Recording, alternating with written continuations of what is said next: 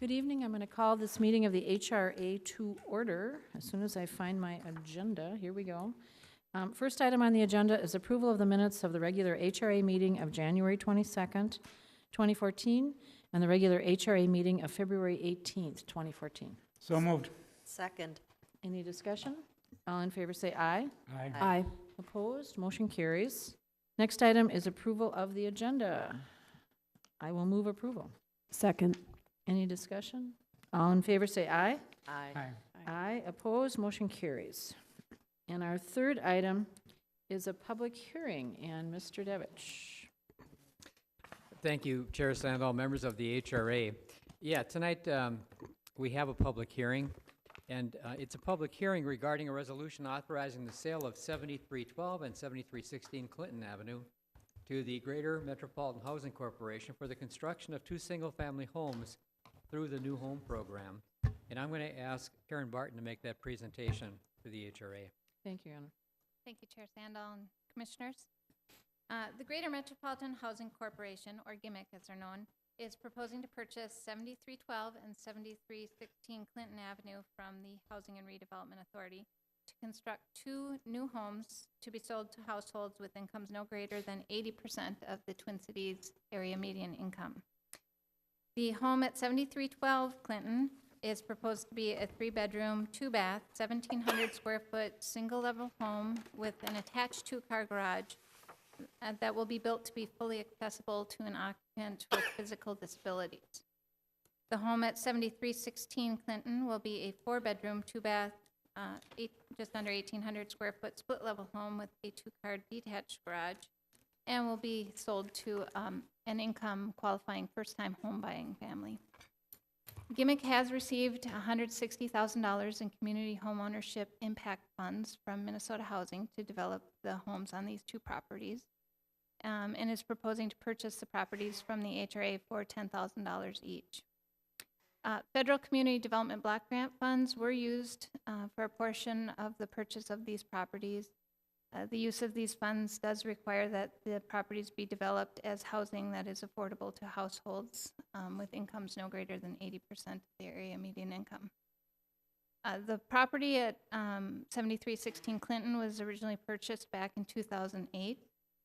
And also back in 2008, the City Council approved a subdivision of that property into 2 50-foot wide lots. Construction on these homes would begin this spring and would be completed late this summer. The Minnesota Housing Funds do require completion of the project by June 30th of 2015, and our Community Development Block Grant funds require that the properties be developed by March of 2015.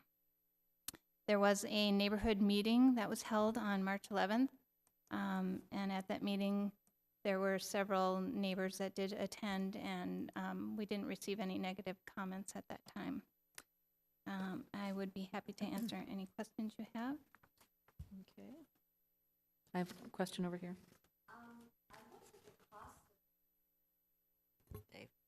I looked at the cost to that we paid for these lots, et cetera, and you mentioned that the block grant was used for part of, I believe, was $45,000 or $46,000 that we paid for it, and you said that federal block grants were used for part of it. How much of it was paid for by federal block grants? Because we're selling them at a tremendous discount. We think $145,000. Chair Sandall, Commissioner. The property was purchased for $150,000, and CDBG was approximately $35,000 of that purchase price. So the vast minority of it It was a smaller portion, yes. was paid for by the feds. Okay. Did I thought it was the larger portion. Did I miss that? Wait, $35,000 of CDBG 35. funds. I'm sorry, I thought you said were used. 135. Yeah. Okay. Just a quick question now, because I think this is so cool, first of all, that we're doing something for somebody disabled. If that person happens to pass or move or something like this, will this still stay affordable in that level as it resells, or how do we work that? Yes, It does. it goes in perpetuity. Okay, that's nice to hear. Yeah, I was very pleased to see that accessible housing was Yeah, being that was cool. built. That's very nice. Okay. And also 2-car garages. Any more questions? If not, I will open the public hearing. Does anyone wish to speak on this issue? If you do, you need to come up to the microphone, sign in your name, and state your name for us, and print your address.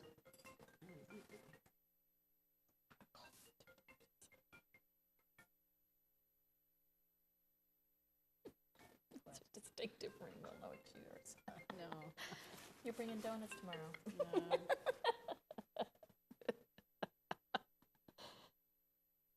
we go. All right, Okay. very good. I'm Tom Alegna. I'm here with my father, who is a resident in the neighborhood 7320 Clinton Avenue South, which is right next door to the lots that you were talking about. The question that I would have, a couple of questions, is I heard that the purchase price is $10,000 per lot. That's what you're saying, or that's what the city is selling the lots for. Just the comment that the city had bought those lots for $150,000, and now they're selling them to the Greater Metropolitan Housing Authority for just $10,000 a piece. So, I mean, I'm just curious that the city is subsidizing that purchase. Did I hear that correctly? So the city will lose $130,000. Karen? Yes, the HRA will be subsidizing the sale of these lots to help make them affordable. Okay. And then in terms of any potential gain on the property, if these homeowners were to sell, say, within 2 years or 3 years, and they were to sell for more than $10,000 or plus the price of the home that is built on that site, is there any of the gain proceeds that the city of Richfield would look to claim in terms of something that had been subsidized but is no longer being used by the initial homeowner? What happens is that there's typically a soft second mortgage placed on the property to pay back the difference, and then any amount that is gained in value is usually shared. There's a document that says it gets shared, and it's not between the HRA, it's between GIMIC, or if land trust were to purchase property and hold the property that way. Okay. There is a clause. Okay, and then in terms of the construction timetable, has there been any notification about disruption in either in service, like electric service or water, sewer, debris, things of that nature for the neighborhood? Should the sale get approved and construction, they get their permits, and what we would do is send out a notice to all the surrounding neighbors, letting them know. We send out a letter stating when the construction's going to start and whom they can contact if they have any problems. Very good. That's Okay. all I have. All right, thank you. Does anyone else wish to speak on the public hearing? Anyone else? If not, I'll move to close the public hearing. Second? Any discussion? All in favor say aye. Aye. Opposed? Motion carries. David, you had a question? Karen, is the amount that GMEC, they pay for the lot negotiable? Or do you say that it has to be that amount in order for the price of the home to be affordable to qualify for what they're trying to do in the end? Well, in theory, it is negotiable, but in actuality, it's based on what the maximum that they can pay for these lots and still make these homes affordable. So by virtue of the fact that they help pay for the lot and the removal of the home that was there, we're locked into providing it only to them? Or- Are you referring to the fact that they're affordable because we use community development block grant funds? Or? No, because of the money that was used, do we have Federal choices money. as to how the lots can be used? They have to be developed with affordable housing, affordable to households at 80% AMI or lower. We don't have to work with Gimmick. We could work with another nonprofit developer. But Gimmick has come forward, and we've worked with them in the past, and they do good work. I have to say that, Go ahead. excuse me, before I came over here, I drove by the house on Nicollet that you said is similar to the one that's being built. Very nice house.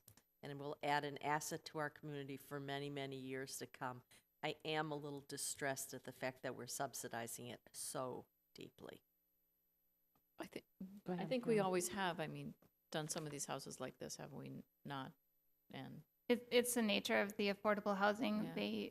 They just And we cannot don't give achieve federal dollars affordability anymore. without heavy subsidizing. we don't get federal dollars to do this anymore. We have to figure out how to do some of it on our, if we want some of it. What is a person's salary at, or family of four at the AMI? I think that would be something that people would like to hear, because this is a job in our community.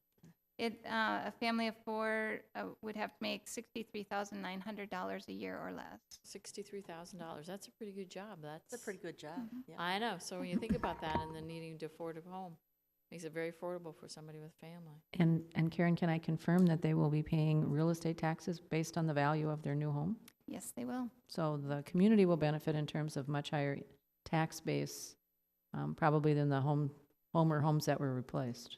That's correct. Yeah, these are not the service industry type jobs. These are higher than that to make that happen. Okay. Any further discussion? I'll entertain a motion. I'll Madam move. Chair, Yes. I think the gentleman had. Oh, you need to come You have back to up. speak at You the need to microphone come back if you're up going to go again. back and Yeah. speak. Yeah. We've actually closed it. We'll be generous and let you speak quickly. The last question that I had is, I heard that the second home is a 4-bedroom with a 2-car garage. Is this a 2-story? Is that being considered? Because the homes in the neighborhood are all single-story, maybe story and a half. It's a story and a half house. Story and a half. Okay, thank you. It should be. Okay, thank you. Okay, is there a motion? Motion, so moved. Okay, so this is a motion to authorize the sale of 7312 and 7316 Clinton Avenue to the Greater Metropolitan Housing Corporation for the construction of 2 single-family homes through the new home program. Is there a second? Second. Any further discussion? Okay, well, we've heard some really good things about the program. I think it's a nice feature that we were able to provide a home for someone with a disability. And to have 2 brand-new homes in the neighborhood, I think you will be very pleased at the end of the day when you see them. All right, anything else? If not, I'll call the question. All in favor say aye. Aye. Opposed? Motion carries. Next item, HRA discussion items. Anything to bring up at the HRA? Just one thing, I just want to say that we had a really thorough explanation and a study session about senior housing, and it was very enlightening, and it was very good, and it confirmed some things, but it also showed us where we were at, which I think is also always good to know, and what the future looks like for senior housing, not just for us, but probably for surrounding communities as well. So it was nice that the staff took the time. I'm looking forward to seeing something similar to like that for just like market housing, see where that's at. That market, it's kind of an interesting thing that right now we're seeing an awful lot of capital investment just in the senior side of things.